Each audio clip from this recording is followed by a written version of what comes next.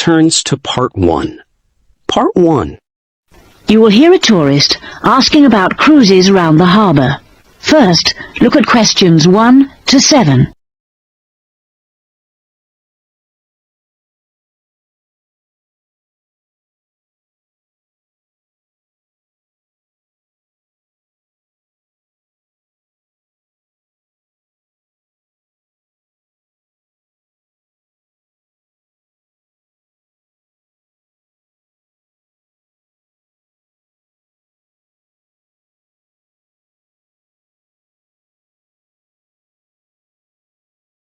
Now listen to the first part of the conversation and complete questions 1 to 7. Good morning, Blue Harbour Cruises. How can I help you? Good morning. Can you tell me something about the different cruises you run? Well, we run 3 cruises every day, each offering something slightly different. Oh, let me just get a pencil so I can make a note of this. Right. Firstly, there's the Highlight Cruise, then we do the Noon Cruise, and we also have our Coffee Cruise. Could you tell me a bit about them? When they leave, how often, that sort of thing? Well, the Highlight Cruise is $16 per person, and that leaves at 9:30 every morning and takes 2 hours to go around the harbour. Right, 9:30. And do you get coffee or refreshments? No, but there's a kiosk on board where you can buy drinks and snacks, and we do provide everyone with a free souvenir postcard. Right. And then there's our Noon Cruise at $42 per person. This is more expensive, but of course it takes longer, and for that price you get a 3-course lunch. Oh, that sounds good. And what about the last one? That's the Coffee Cruise. Well, that's $25 each. It takes 2.5 hours. When does that leave? At 2:15 daily? And presumably the coffee is included? Yes, and sandwiches are served free of charge. Now you have some time to look at questions 8 to 10.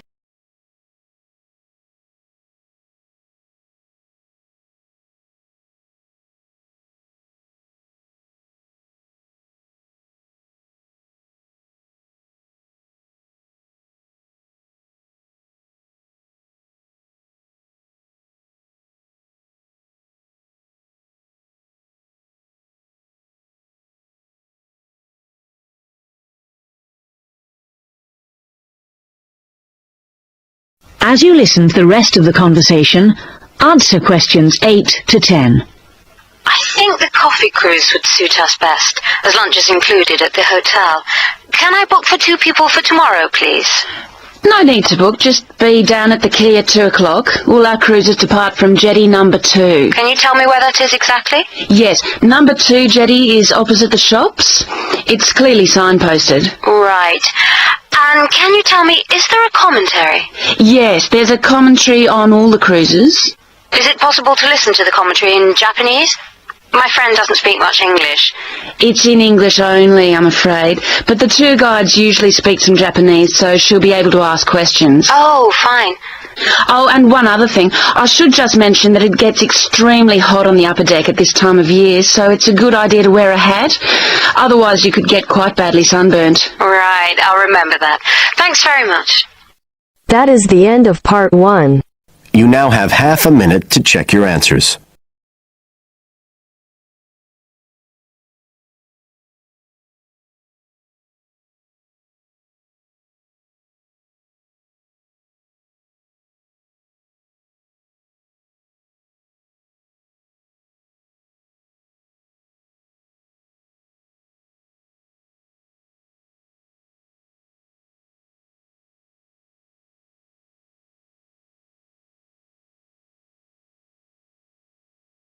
Now turns to Part 2. Part 2. First, you have some time to look at questions 11 to 16.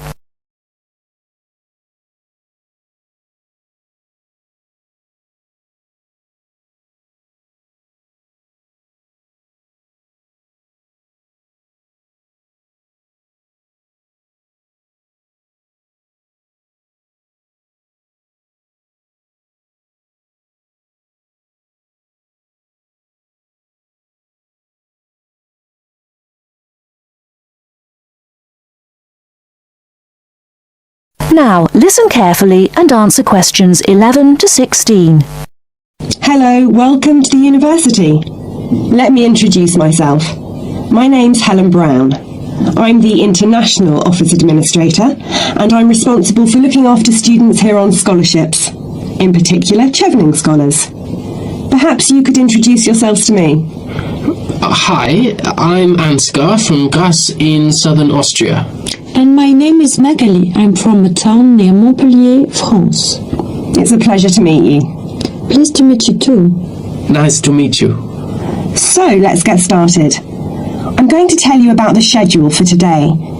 Today is your orientation day at the university, and it's going to begin in half an hour at 10 o'clock with a speech from the Vice-Chancellor welcoming you to the university. That's very nice. Where is it? It's in the main hall on floor 3. Okay, but how do we get there? From here, the International Office, go down the corridor, past the lecture theatre and student common room. Then you'll be at the main entrance and you'll see the lift to your left. Take the lift to floor 3 and the main hall entrance is after the buffet. Okay, floor 3 after the buffet. I can always find my way to food, so we'll be able to find the main hall, no problem. So after the Vice-Chancellor greets the new students, then 30 minutes later the Mayor will welcome you to the city. Together it should be about an hour, so it's not too much of a drag. And what happens then? After that you'll have a meeting with a representative of the British Council, and she will brief you on life in Britain and what your sponsor expects, and of course doesn't expect from you. It will be nice to meet them. Is that in the main hall too? No, but it is on floor 3 again. With your back to the main hall, go down the corridor past the labs. Sorry? The laboratories on your right and the computer cluster rooms on your left, and at the end of the corridor are seminar rooms 1 and 2. Your meeting is in seminar room 2. Did you mention what time that is? No, I didn't. It's at 11:15 and it should last about half an hour. You'll meet her a number of times during your studies, so it's important to go to that meeting. Okay, I'll make sure Magali is on time. Ansgar, I'm always on time. Very well. Now for the final part of the morning and lunch, you'll be with your department. We're both doing biomedicine. Oh, that's interesting. But we're not sure how to get to our department.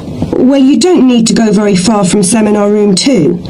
The laboratories and seminar rooms all belong to your department. So basically, you need to turn left out of seminar room 2 and go past the next 2 teaching rooms. Your departmental office is on the left. Will someone be there to meet us? Oh, but of course. At 12 o'clock, the course administrator will meet you at the departmental office and introduce you to members of staff and the head of department, Professor Heanue. Heanue? How do you spell that? Heanue. He will tell you about the department and your course, the coursework and academic life in Britain. Have you both got reading lists? Yes, I have. I'm afraid I haven't. You can get one at that meeting. Then finally, as it's your first day, you'll have lunch with the department staff in the refectory from 1 to 2. Oh, that's really nice. Great. There's just one more thing. In the afternoon, you have the chance to meet other international students in the main hall again, and you can ask them about their time at the university. That's from 2:30 onwards. I'm looking forward to that. Before you hear the rest of the talk, you have some time to look at questions 17 to 20.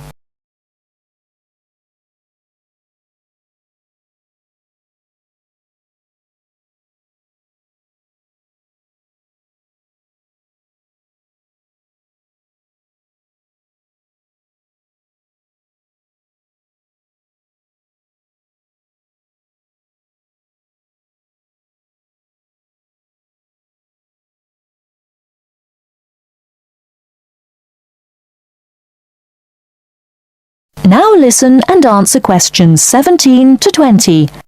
So you're thinking of opening a bank account with us? That's right. And you are an international student at the university? Yes, I am. And how did you hear about us? From Student Services. They gave me a list of banks near the university, and I chose this one because you have a branch near campus and a student advisor at the bank. Yes, I'm part of the student advice team. There are 3 of us here. Right, now I'll go over the services we offer to international students, and then we can go through a few details before we set up your account. Okay. We can offer you a current or cheque account and a savings account.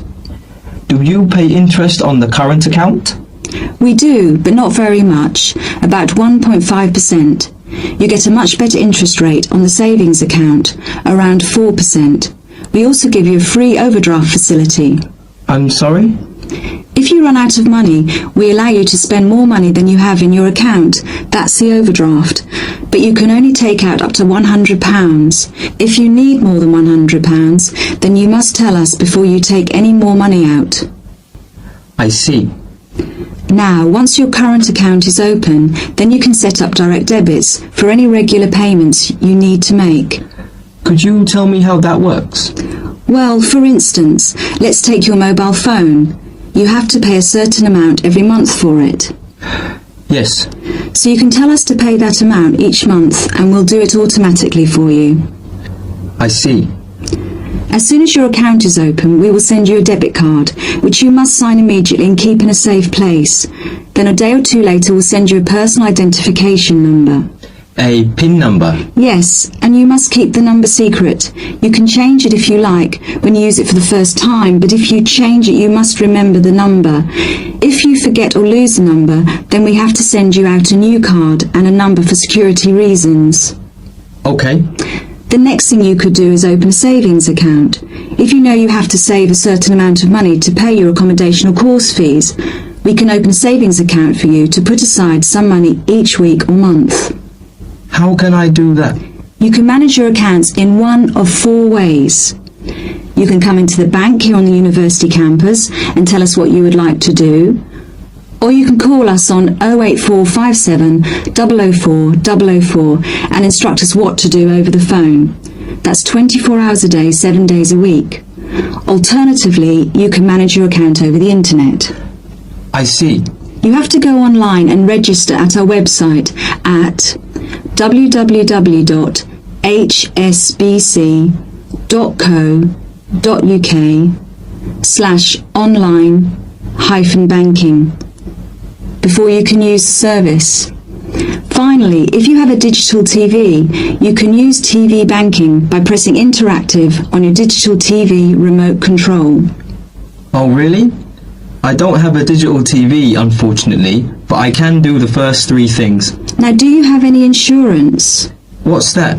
For example, if you lose something or one of your possessions is stolen, we will cover the cost of it. How much does that cost?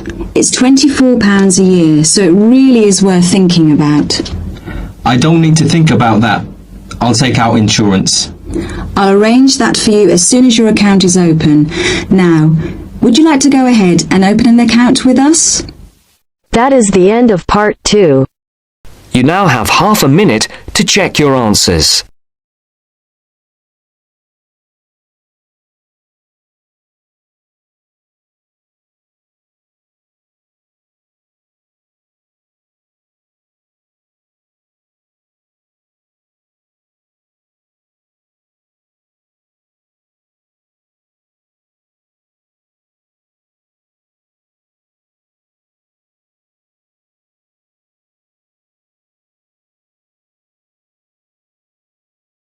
Now turns to part 3. You will hear 2 university students, Phil and Stella, talking to their tutor about their research project. First, you have some time to look at questions 21 to 27.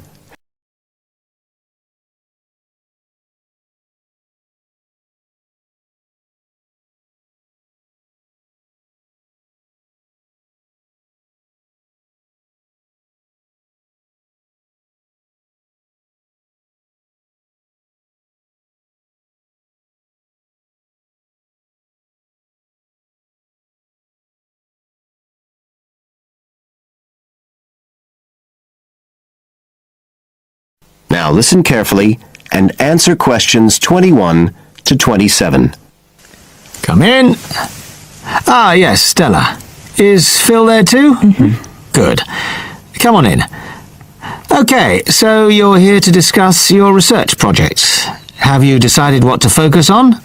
You were thinking of something about the causes of mood changes, weren't you? Yes, but the last time we saw you, you suggested we narrowed it down to either the effects of weather or urban environment. So we've decided to focus on the effects of weather. Right, that's more manageable. So, your goal is, Phil? To prove the hypothesis, no, to investigate the hypothesis that the weather has an effect on a person's mood. Good. And what's your thesis, Stella? Well, our thesis is that in general, when the weather's good, it has a positive effect on a person's mood, and bad weather has a negative effect. Can you define your terms here? For example, what do you mean by good and bad? Okay, well, good would be sunny, warm weather, and bad would be when it's cold and cloudy or raining. And how would you define an effect on a person's mood? What would you be looking to find? An effect on the way a person feels. A change in the way they feel, like from feeling happy and optimistic to sad and depressed. Right. And what sort of weather variables will you be looking at? Oh, sunshine, temperature, cloudiness, precipitation, among others. It'll depend a bit what the weather's like when we do the survey. Fine. We'll talk about that in a minute. But first, what about background reading? I gave you some suggestions. Did you manage to read any of it? Yes, we read the Ross Vickers article, the one comparing the groups of American Marines training in summer and winter.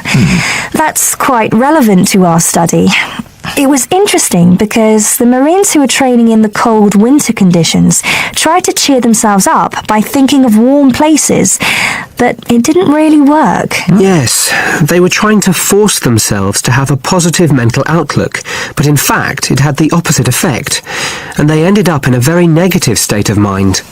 And we found some more research by someone who wasn't on the reading list you gave us, George Whiteborn. He compared people living in 3 countries with very different climatic conditions. Actually, he looked at several things, not just the weather. But he found some people's reactions to bad weather were much worse than others, and it was linked to how stressed they were generally. The weather on its own didn't have such a significant effect on mood. And we looked at a paper by Haverton. Yeah, he broke weather up into about 15 or 16 categories and did qualitative and quantitative research. He found that humans respond to conditions in the weather with immediate responses, such as fear or amazement. But these responses can also be linked to associations from their earlier life, such as a particular happy or sad event. Did you have a look at Stanfield's work? Yes. It was interesting because the type of questions he asked was similar to what we were planning to use in our survey. Yes? He asked people how they were feeling on days with good and bad weather. He found the biggest factors seemed to be the humidity. Moods were most negative on days with a lot of rainfall. Long periods without sunshine had some effect, but nothing like as much. That could be quite a useful model for your project. Yes, we thought so too. Although we can't continue our survey for as long as he did. He did his over a 6-month period. You now have some time to look at questions 28 to 30.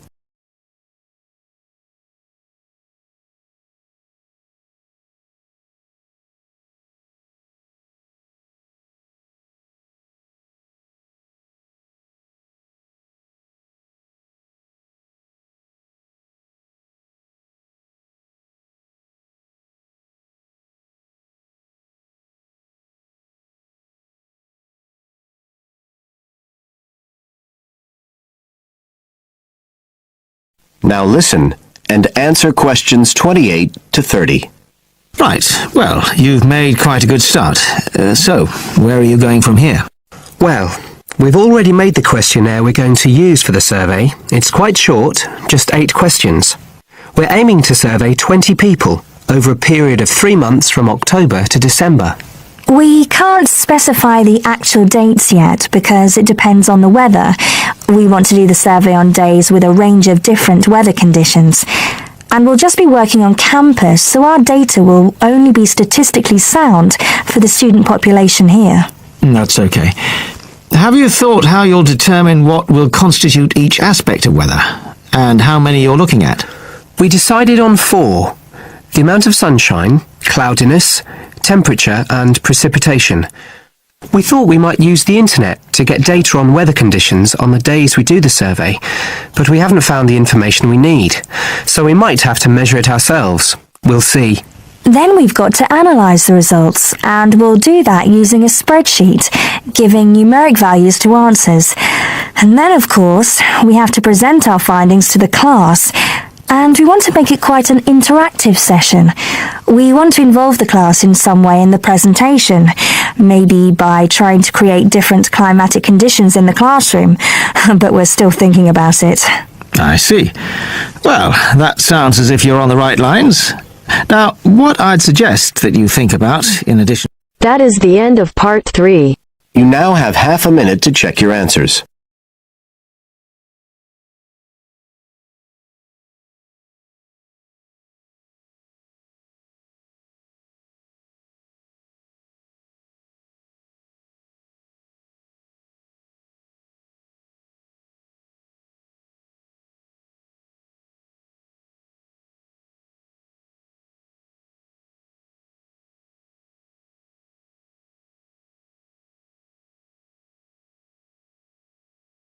Now turns to part 4.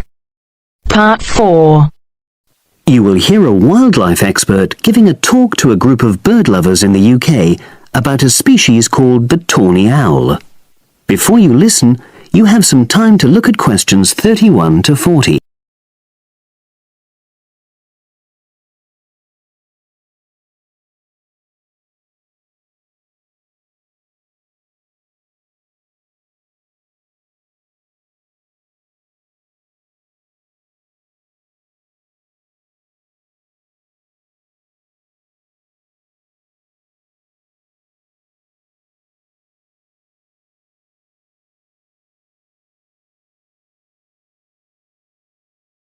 Now listen and answer questions 31 to 40. Good evening, everyone. You're all likely to be familiar with pictures of the tawny owl. Because of all the owl species in the UK, it's actually the most common one. But the chances are that you're more likely to have heard one than actually seen one, as it's also strongly nocturnal. This means that it normally ventures out at night. So, what kind of habitat does the tawny owl prefer? Well, a survey carried out in the 1980s confirmed that this owl is most likely to be found in woodland.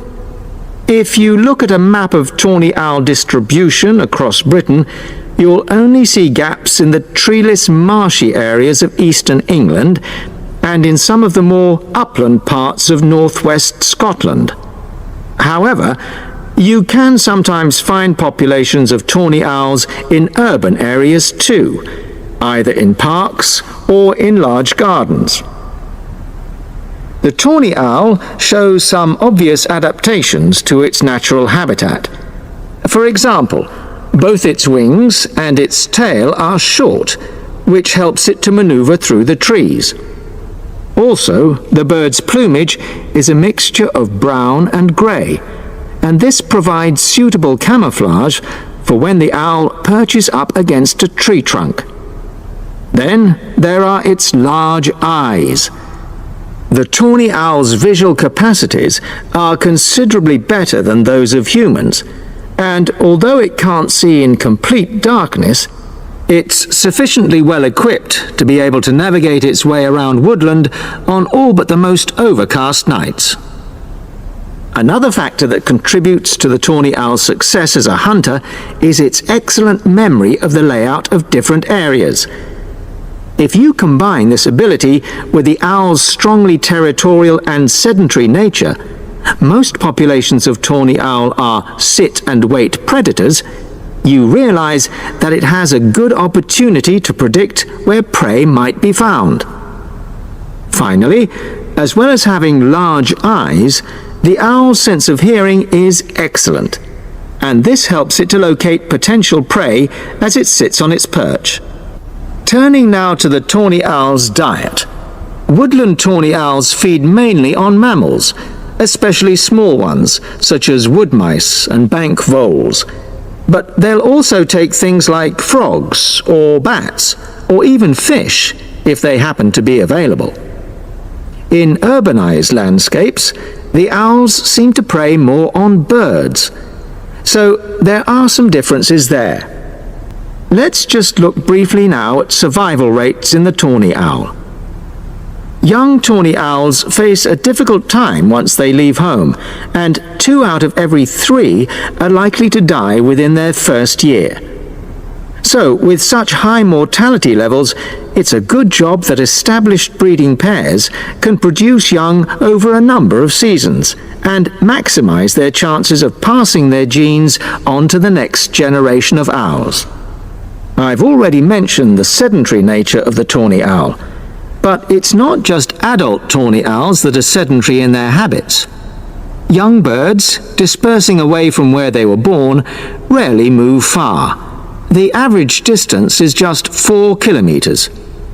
There also appears to be some reluctance to cross large bodies of water.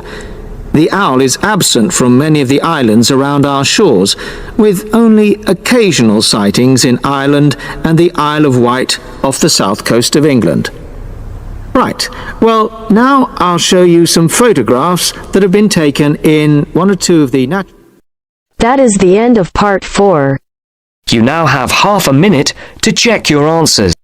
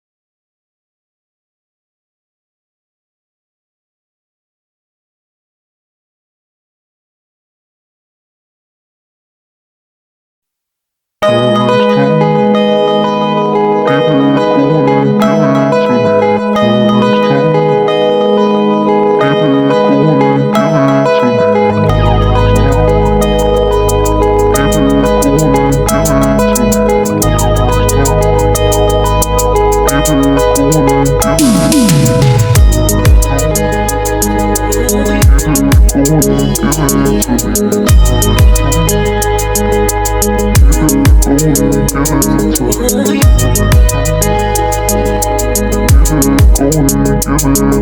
to me.